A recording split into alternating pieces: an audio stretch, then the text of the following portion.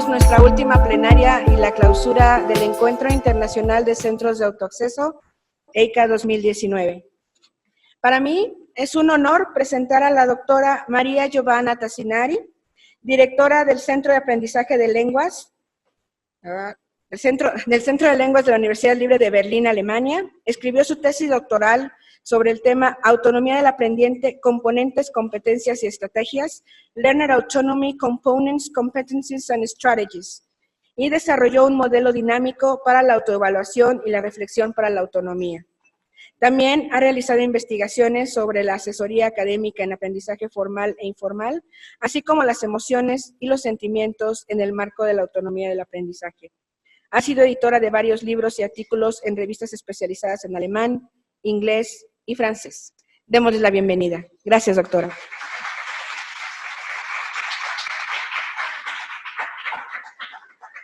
Muchísimas gracias por esta presentación y muchísimas gracias por esta invitación. Soy muy honorada y además lo siento que no puedo hacer esta ponencia en español, entonces voy a pasar al inglés. Pero me gustaría también decir que este 2 días fueron para mí muy estimulantes y muchísimas impresiones y una idea que hay aquí a México un fomento de la autonomía y una cultura de advising, de la asesoría que es fantástica. Ok, entonces esta presentación va a ser un poquito teórica porque yo creo que es importante que nuestras prácticas, nuestras buenas prácticas tengan bases y fundamentos teóricas. So I now switch to English. And so I'm going to talk about rethinking autonomy in multiple learning spaces. And the outline would be, I would like first look back at the foundations of autonomy and then show how during the journey there has been a shift in focus on learner autonomy and how the way we look at autonomy change also autonomy, so the bigger picture. And then if we have time, some reflection from my personal experience and as a conclusion, some implication for the future of self-access language learning center. So looking back, we have to look back at Holec, definition of learner autonomy, back 1979, the first, the French edition, 1981, the English one, and he defines autonomy, as we know, as the ability to take charge of one's own learning, and he says it is a power or capacity, and it's not a behavior. So I think this is very important because this power or capacity to make decisions, of course, can be implemented in behaviors. But I think that we, and I mean me first, at the beginning of self-access, we had a narrow interpretation of this definition, looking at the responsibility for all decisions and almost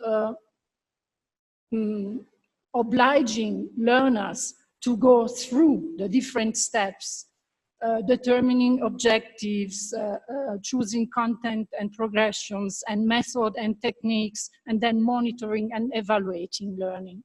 So I think there has been, at the beginning of self-access language centers education, a narrow interpretation of this definition. and potentialities and pitfalls of this definition. Of course, potentialities were at the time the bringing language learning pedagogy outside the classroom and allowing individualization of language learning pedagogy and working with authentic materials for authentic needs. And of course, focusing also on reflection. And the pitfalls where I think our narrow interpretation and a possible confusion between autonomy, what is autonomy as a capacity, and self-directed learning, and this kind of institutionalization. So all the learners come into the self-access center, you have to define your objectives and so on. So this is one of the foundational Holec.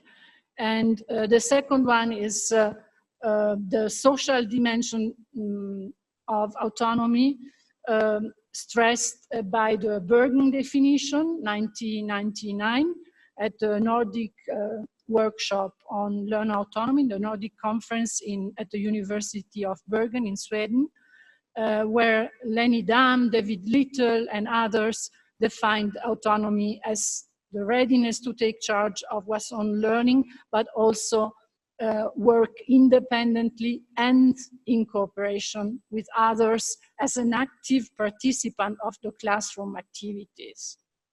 So on the one side, responsibility, on the other side, the social dimension. And I think, I don't know to go into the principles of autonomous learning in classroom, but in some way they share the same principle of autonomous learning in self-access centers. So dialogic construction of knowledge, reflection, and on the learning process. And of course, authenticity of learning. So summarizing the foundation where on the one side, autonomy as an ability, not as a behavior, decision, the possibility, the ability to make decision on the learning process, and the readiness to act independently and in cooperation with others. But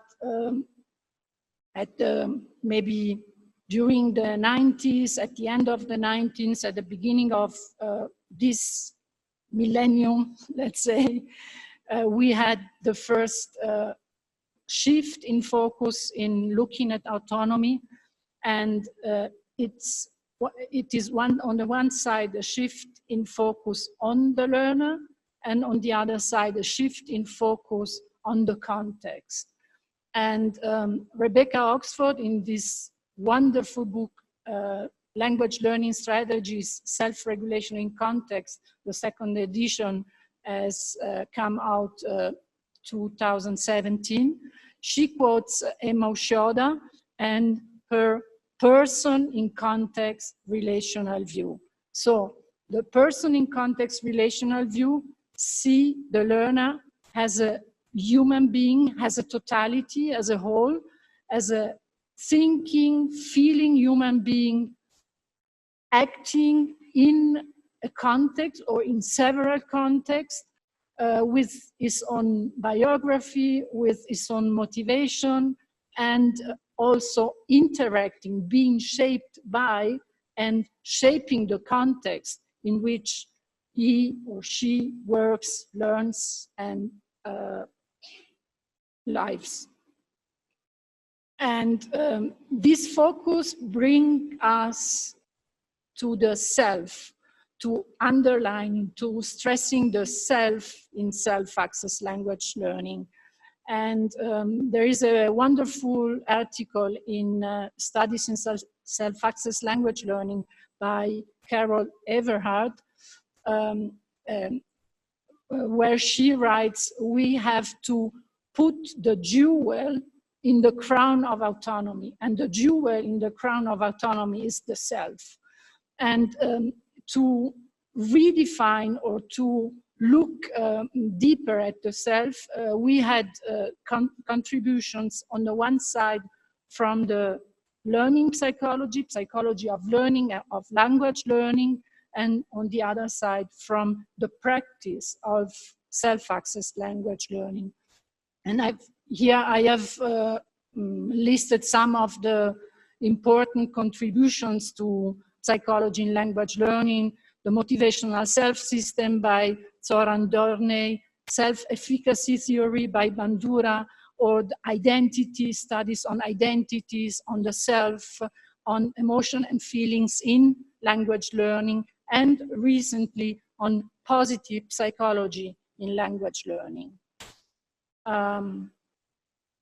From positive psychology in language learning, I would like to bring a brief example.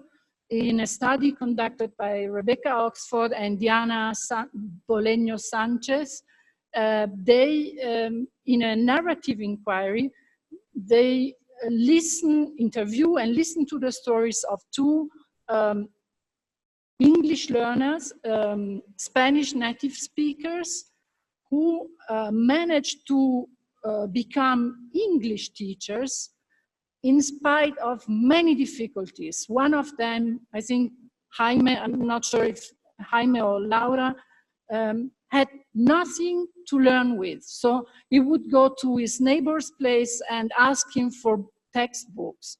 And the other one, when she went abroad for one semester studying abroad, she spent all the time in the library reading literature and improving their English. And in this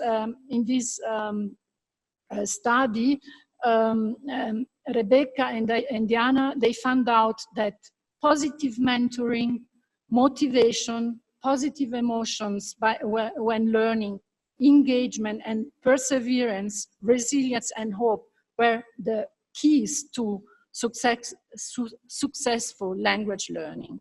So this is just to give an idea of the focus on the learner. And what does it mean for us as self-access educators to focus on the learner?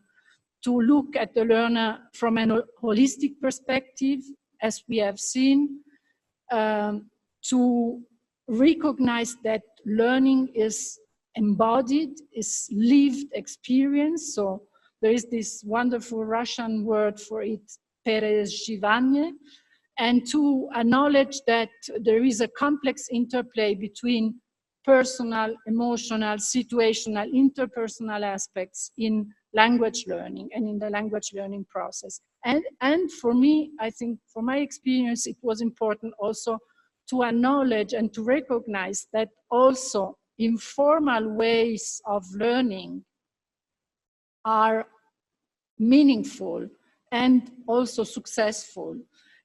When I started at the Self-Access Center, of course, the teacher in myself told me, why look at movies? Why watch movies or listen to songs or not?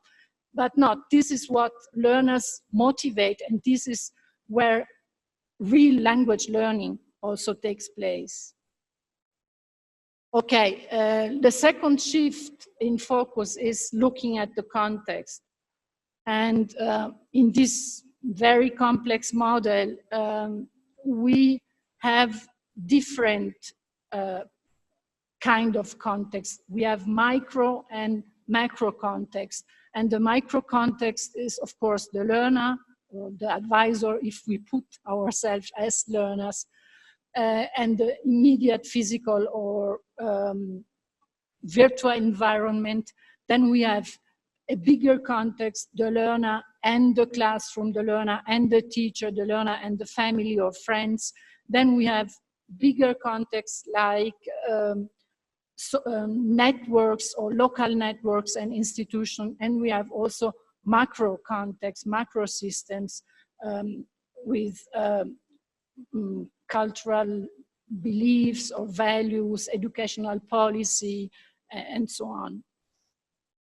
And so summarizing this second shift, focus on the learner means to look at the learner from a holistic perspective, looking at their beliefs and their way of thinking, of their motivation, their emotions, their feeling, and putting the self of the learner in the center.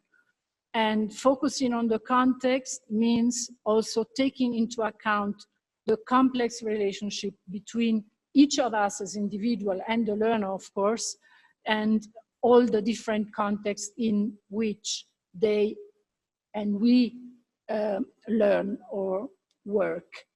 And this is also for us very important. Tomorrow I will work on emotion and feelings in language advising. And at the beginning of my advising experience, I had only the learner, the person who was sitting in front of me or beside me in the advising session in mind. But with the time, I learned that this person, she or her, he came in the advising session, but he has a whole life. He has friends, he has hopes, he has feelings, he has visions. And this is, he has relation with teachers and peers. And this is what it means to take the context into account. So, but soon, in the maybe last 5 or 4 years, we started to change the look, the way we look at autonomy. And Gerald Murray says, I mean, I think Buddha also says, I don't remember, but Gerald Murray was quoting him, says, if you change the way you look at things, then things change. And this is why if we change the way we look at autonomy, we may see that the notion, the understanding of autonomy and the implementation of autonomy also change. And of course, having the bigger pictures nowadays, this means to have the multiple learning contexts and the multiple learning spaces in mind.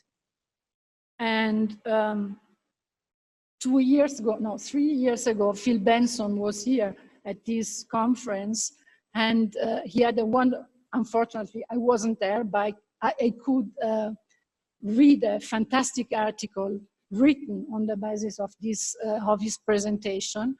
And the article is Beyond Self-Access, Accessing All Areas. And in this presentation, he spoke of the existence of multiple learning environments, and a language learning environment is a space, any kind of space, in which a learner can learn. We have fantastic studies on the role of space and of personal encounters, for example, in a subway station in Russia or on a bench park. These can be, if the learner has the opportunity to use them, these can be learning environments. And learners nowadays have the opportunity to live in different learning environments. And this is why Phil was advocating 3 years ago for overcoming the dichotomy between classroom and out of classroom, or classroom and self-access, and thinking of language learning environment from an holistic perspective. And in this perspective, our self-access centers are only one setting, only one of the possible learning environment. And I think we already do it, but we have to do it even more. We have to take it into account in our daily practice. And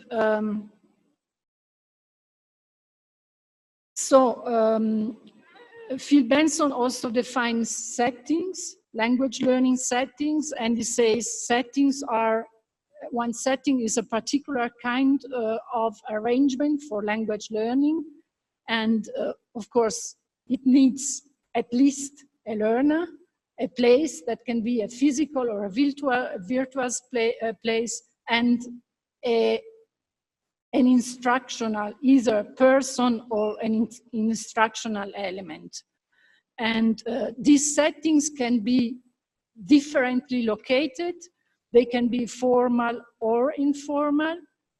The pedagogy can be instructive or public. There is, nowadays, we often hear of public pedagogy.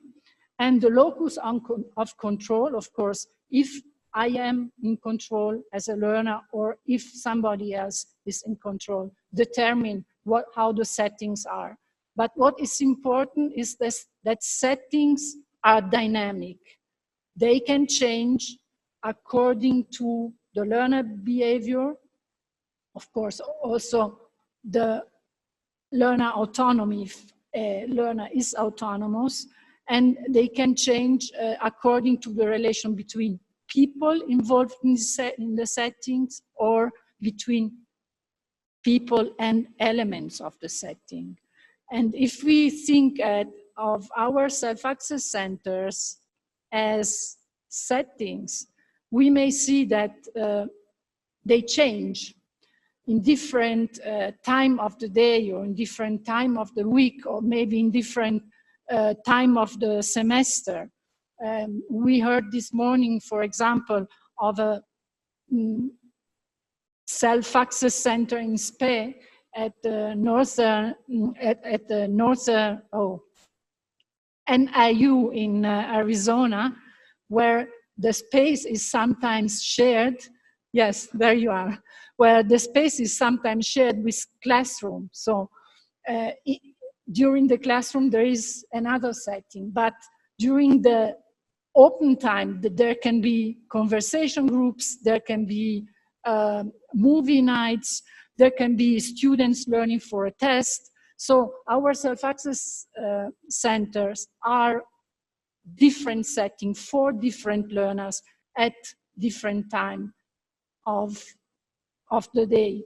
And of course, and they are different settings, even if our self-access center are not so huge and so fantastic like Canada University of International Studies. When I was there the first time, I said, okay, and Joe told me, why don't you speak? Why don't you say anything?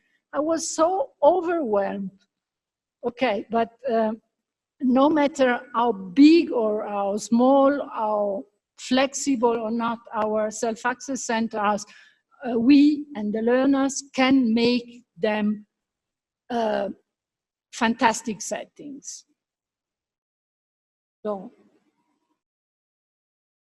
if we change at the way we look at autonomy, we have to change also the way we think of our self-access.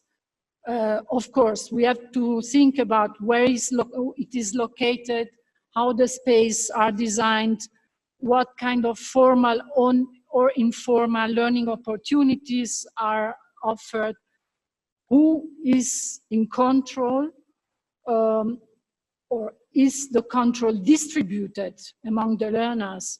What are the opportunities for social interaction? And how do we take into account learners' well-being?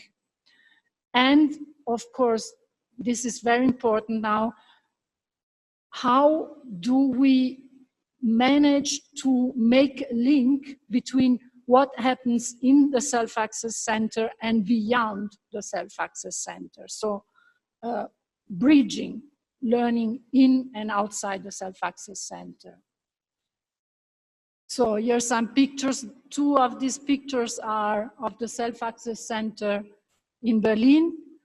And we can see that in the middle pictures, it's exam. So everybody's there and they are learning and they are spending hours and hours at the self-access center. So they shape in this way their own self-access. And in the first picture, we have a different situation two learners. I don't know if are they learning together or each of them is reading for herself. It's a complete different situation. But this is what self-access can offer. And if we have the chance to redesign or to rebuild our self-access center, there is a fantastic article in Studies in Self-Access Learning Journal. I don't take, how do you say, money from this, but I think the article is really fantastic.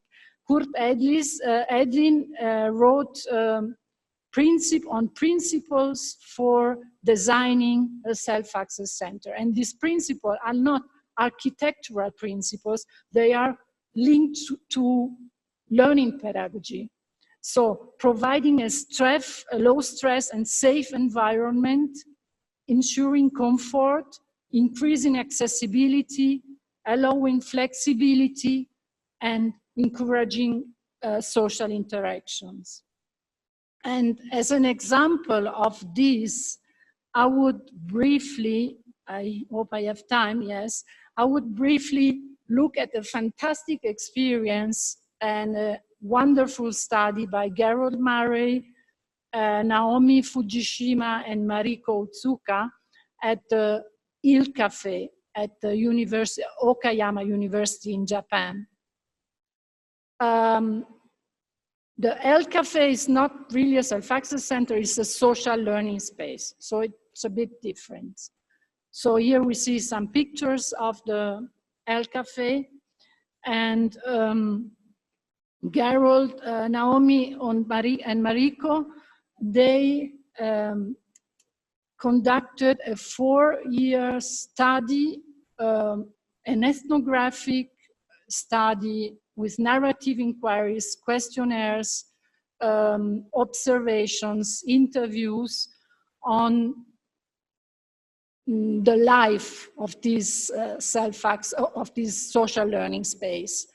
And these studies gave them and us new insights on autonomy and on the use of social learning space. And these new insights can be framed within an ecological view of learning and the theory of complex dynamic systems, a complexity theory. You mentioned it in a workshop Monday.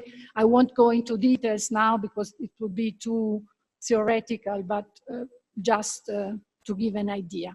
But what is interesting is what they found out, and the new way we can define autonomy, for example.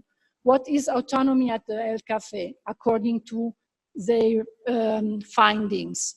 Autonomy is a community of learners, drawing on the resources of the people coming there. The El Cafe was at the beginning the E-Cafe, an English cafe, so for Japanese students going there and practicing English, but with the time, international students went there and they wanted to learn Japanese, and they brought other languages, Greek, Spanish, French, or Russian.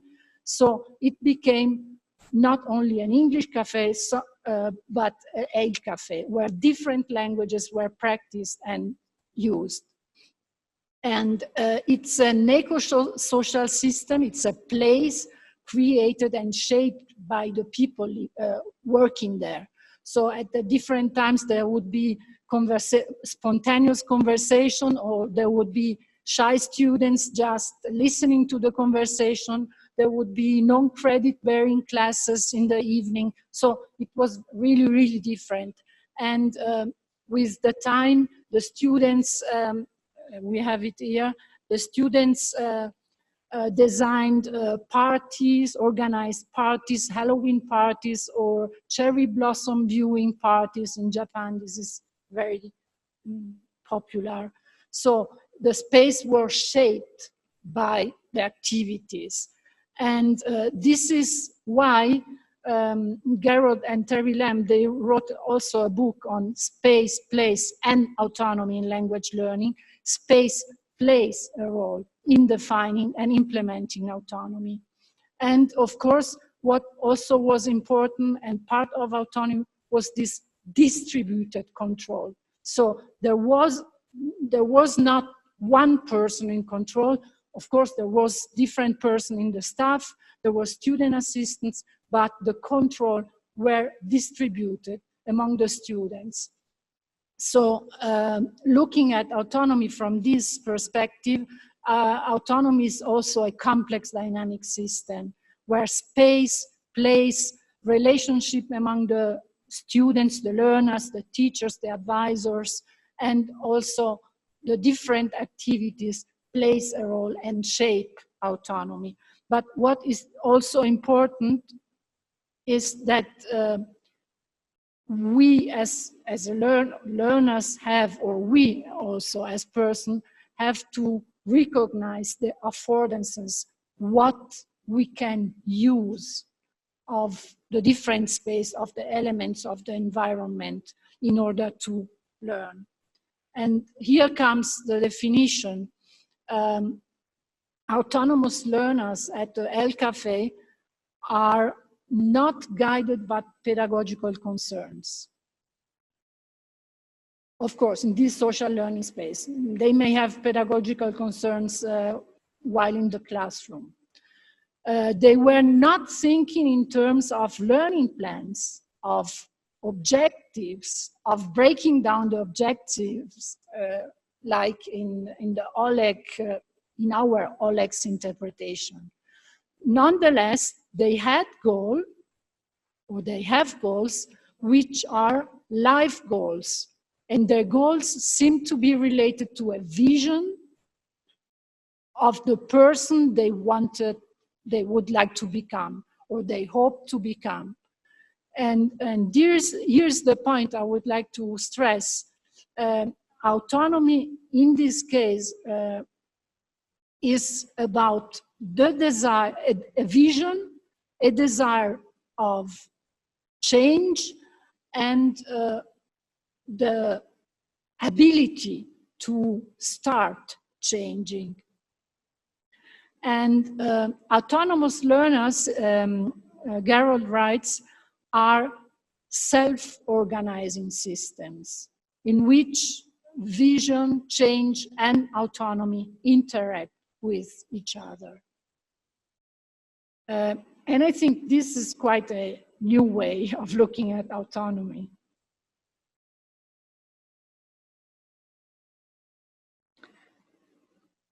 Okay, and this is Gerald's definition. Taking responsibility for one's learning involves imagination and change, which both engage feelings and emotions.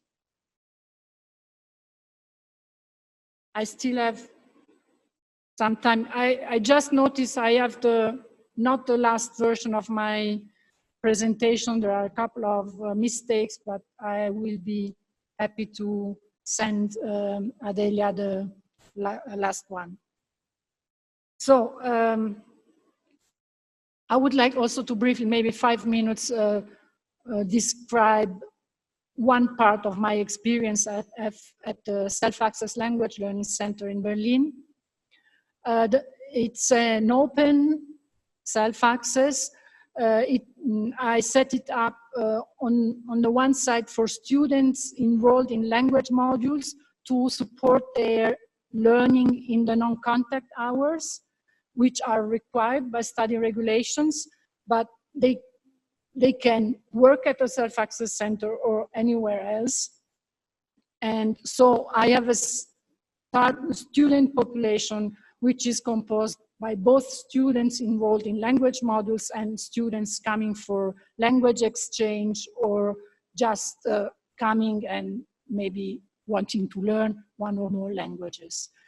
The staff is composed by librarian in charge of organizing a lot of things.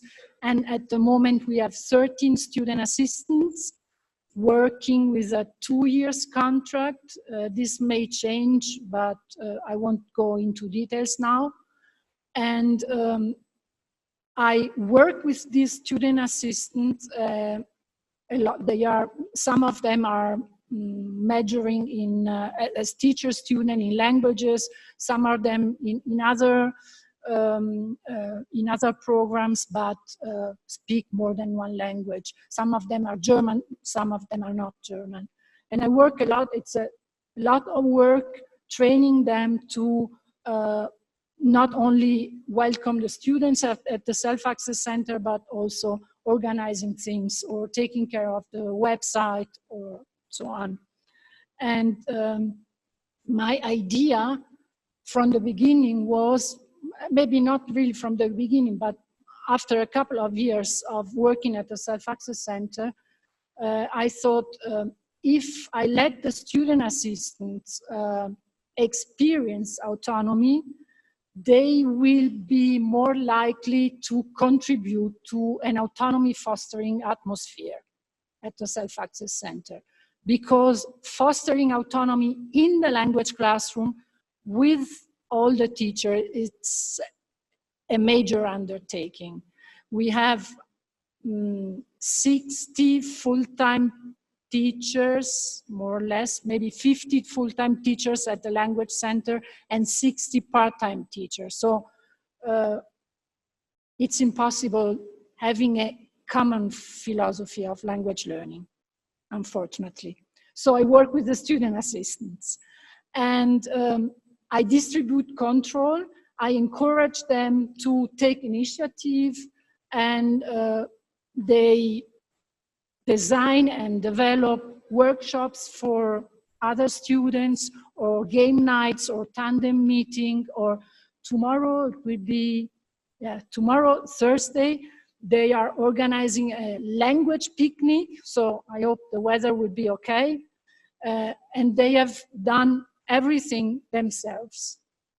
And here, two examples. One young student assistant organized 2 workshops for Japanese learners, Japanese learner enrolled in language modules. They just came to the Self-Access Center and discovered you can learn Japanese also outside the classroom in many different funny ways. So this is what I try to do with a student assistant. And 2017, I conducted a survey, a questionnaire with the student assistant, former and actual student assistants. And I sent the questionnaires to 46 student assistants, and I had 27 questionnaires back. I was interested to know, among other things, how autonomous they felt while working at the Self-Access Center, and what was their learning gain. And this is one of the answer. So most of them felt either autonomous or very autonomous, and only a small part of them felt less autonomous or not autonomous at all. And here's some ideas, some of the answers give an idea of how different the understanding of autonomy can be. Because, for example, one of them said, okay, I was autonomous because I felt autonomous because I was accorded the responsibility for the smooth functioning of the SALC. And another one said fixed schedules and standard workflows let him felt less autonomous or not autonomous. So 2 different ways of looking at the same thing. Of course, we had to have standard workflows for some things. So you cannot come and take a DVD out home. So all the student assistants have to know that the students cannot borrow DVDs. So this would be a standard workflow. So, and other reasons were, for example, there were always tasks to accomplish. We could distribute them, this in team. So working in team, collaborating with others was perceived as being autonomous. And for another one, we had to communicate because of the huge staff. We had to communicate with others, so they felt less autonomous because they had to communicate with others. And some of them felt there was room for their own ideas, and others felt there was no room for initiative. But what is really true, that some of them just come and sit down and don't show any initiative. So if they don't bring initiative, I don't push them. And okay, learning gain.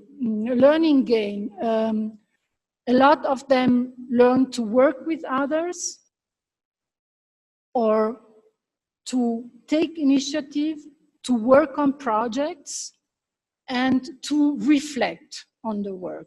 So reflecting is, for me, or for us, I think, a crucial aspect of autonomy. So even if they don't name it, I take it as a part of autonomy. And here are some of their answers. More fun while working in team and managing different tasks, or self-awareness and confidence, knowledge about learning materials, trust in my strengths, or reflecting on upon the way I work. And some of them just wrote they were enjoying the work, a lot of joy and nice memories. For me, my personal learning gain from this questionnaire, I need, as a manager of Self-Access Center, to find a better balance between control and letting go. I need to trust the student assistants, but also I need to maintain a vision that, of course, they are only student assistants.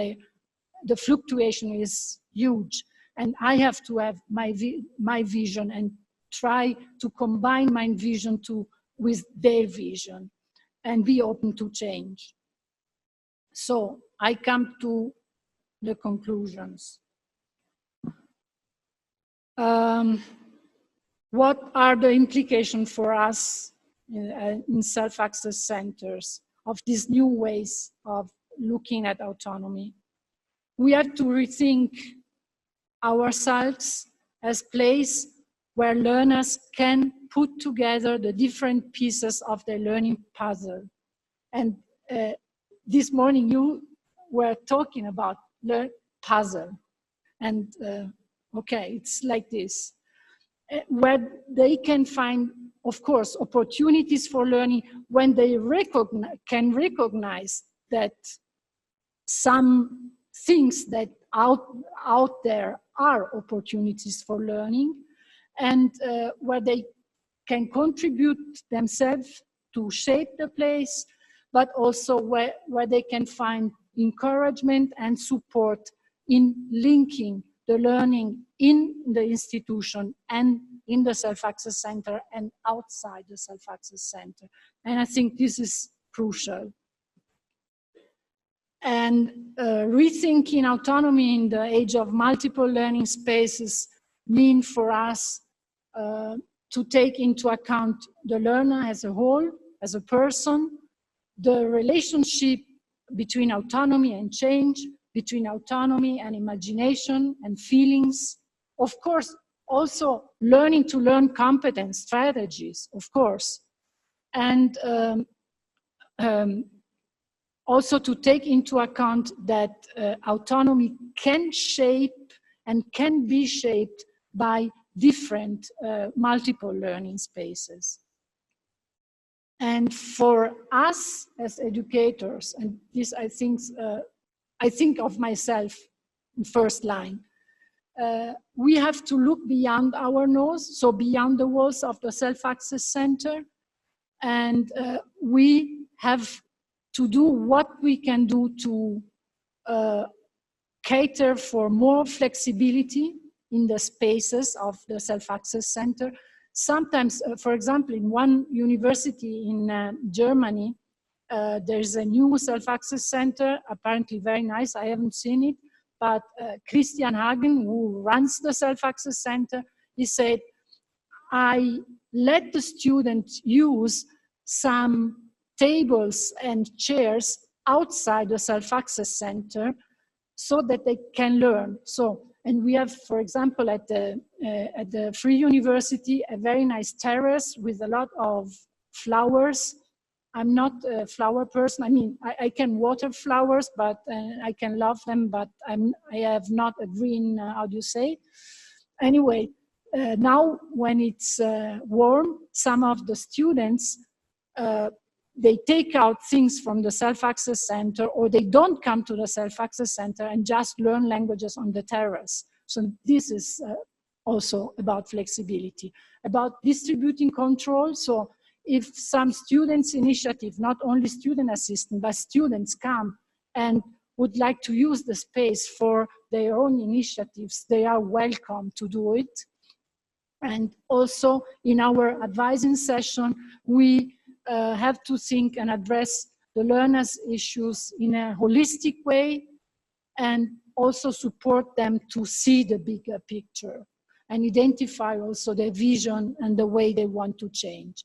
And for ourselves, we also have to be open to new developments we cannot see now. For researchers, I don't know how many of you are allowed to research, but I think even if it's not in our cahier of charge, we need to find a way of reflecting on our practice, even if it's only action research. But if we have the chance to take part in a research project or to make a PhD, we have to think also of new ways of doing research, qualitative research, which allows us to understand change, interrelationships between elements of the systems and persons. So it would be something like retrodictive research and not predictive research. It could be qualitative research, narrative inquiry, interviews, ethnography, and this kind of research. And in this research, we need to take also into account the role of space and place. And if you happen to find, the book is very expensive. Yeah, it's very expensive, but it's a book by Terry Lamb and Gerard Murray, and it's called Space, Place, and Autonomy in Language Learning. About $100 or so. I borrowed from the library and then I made copies. Okay, so now I would like to, I hope it wasn't too much, and I would like to hear if you have any questions.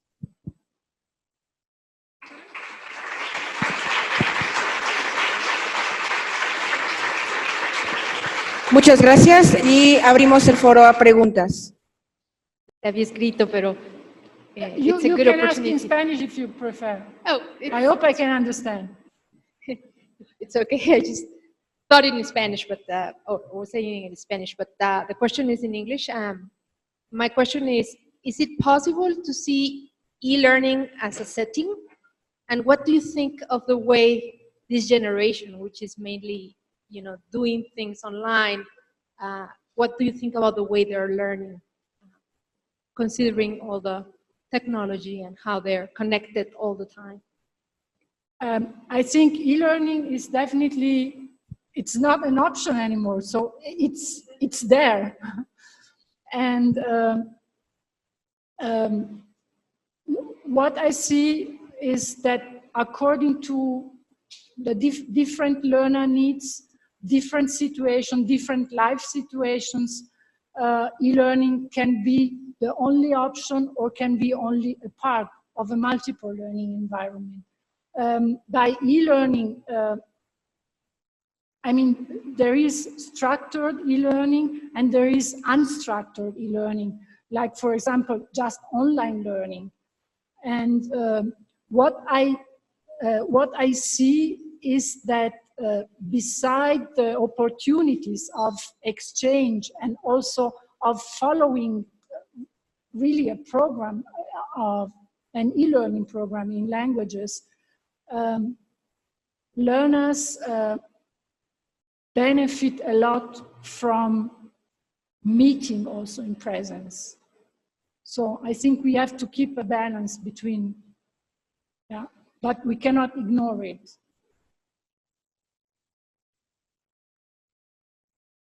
¿Otra pregunta? I think the cocktails are waiting. Okay.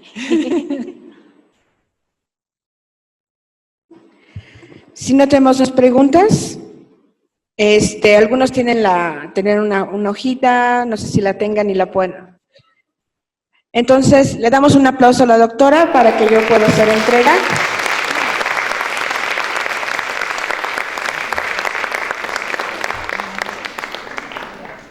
Y un regalo de parte de la dirección y de Médica, pero es una caja de Olinalá.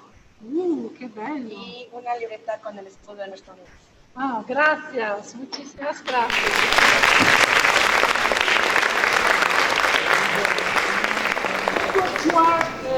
Here's my email. You can write me, you can call me, and we can have a chat.